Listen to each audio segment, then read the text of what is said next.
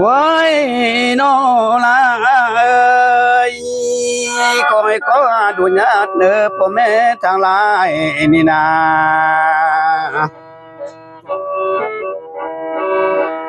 คอยก็สมมาเนอสิตานายถึงบ้านก็เนอกำมือสมมาเนอตึงเอ้ยไอ้น้องสิหลายท่านมานั่งฟังนี่นาลาลา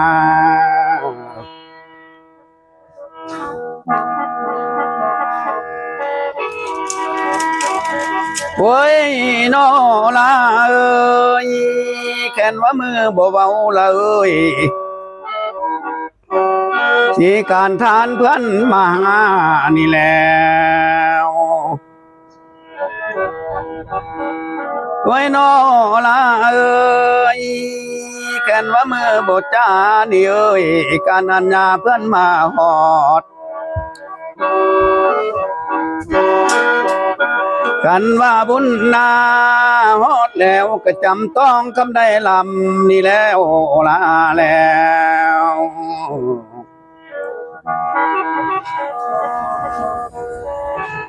ไว้นอ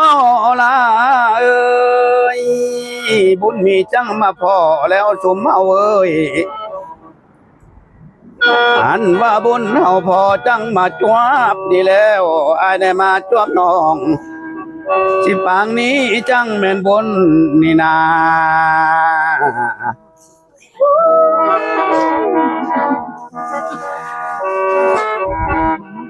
เว้ยนอลาเอ้ยคอยก็ลำมือนี้บ่พี่นิดของนาเลยบ่ละบ่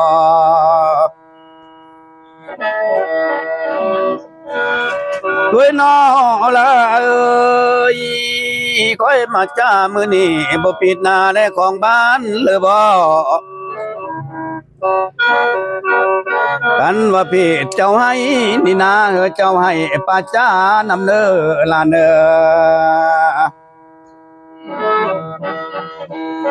ด้วยนอละเอ้ยกันว่าพี่เจ้านานี่เอ้ยเจ้านาป่าตานกันว่าผิดเจ้าบ้านเจ้าบ้านพาลมนำเนอลานา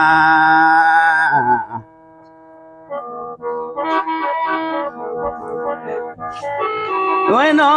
ลาเอ้ยกันว่าเม็ดบนนี้ละเอ้ยทำก้าวไปบทไหมก่อนเนอ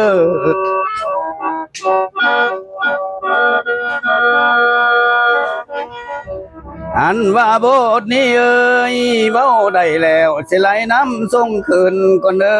ละเนอ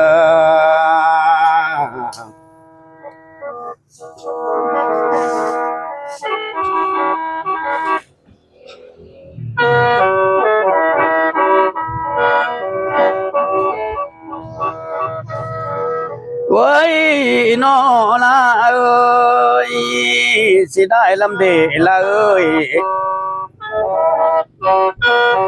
เอาก็น่ามือเท่านี่แล้วเราเก่งนำมือแก้มาแล้วลาแล้ว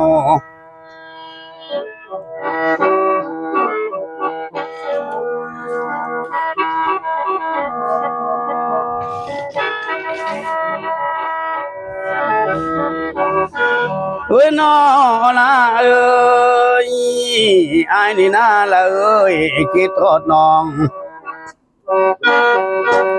สิปังก้อนข้าวหลังลำเด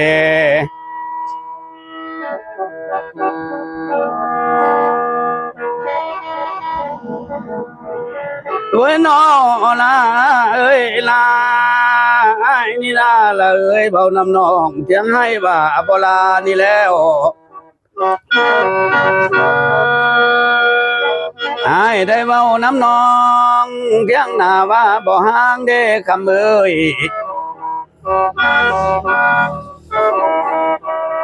บาดว่านอกห่างอ้ายกันยังง่ายกว่าเจอลมมันแล้วลาแล้ว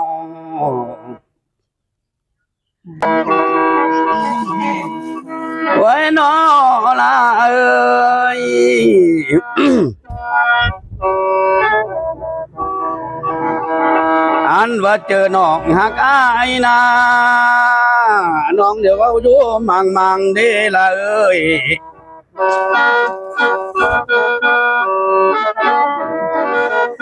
บาดว่าเศร้าคำนางนาจังไปฟังความไพ่เด้ละเอ้ยเดี๋ยวนี้นาเศร้าคำนางจังเล่าลาลืมอายเด้ละเอ้ยน้องน้อ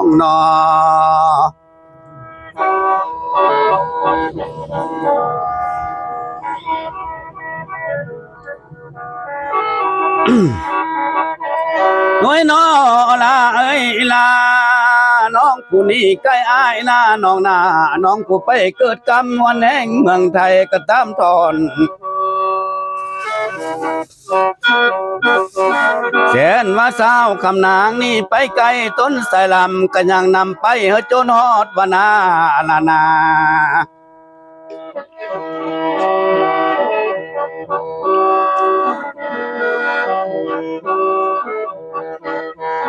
ด้วยน้อละเอ้ยอ้ายนี่นาละเอ้ย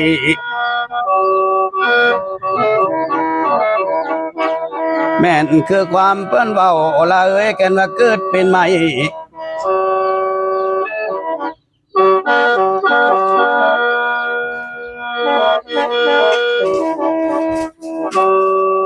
ใบบ้างนกบอกแควนนั่นแล้วเกิดเป็นไม่ไอ้แกนร้อนบ่มีมือพวงเบอร์นี่แล้วลาแล้ว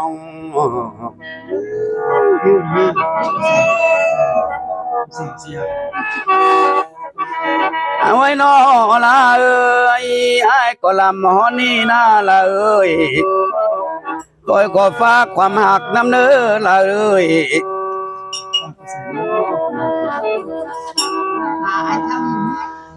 เห็นว่าเศร้าคำนางนาไปหมักไผ่ละเอ้ยคำเอ้ยคนิ่งหายนำนา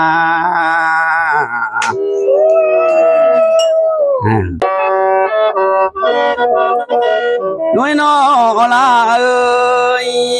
ก้อยก็ลำหอดนี้นะคำเอ้ยเสียงลำค่อยลาก้อนนี่นาลานาขอไว้เพราะในพี่น้องสบายบางกูทุกคนนั่นเด้อลาเนอ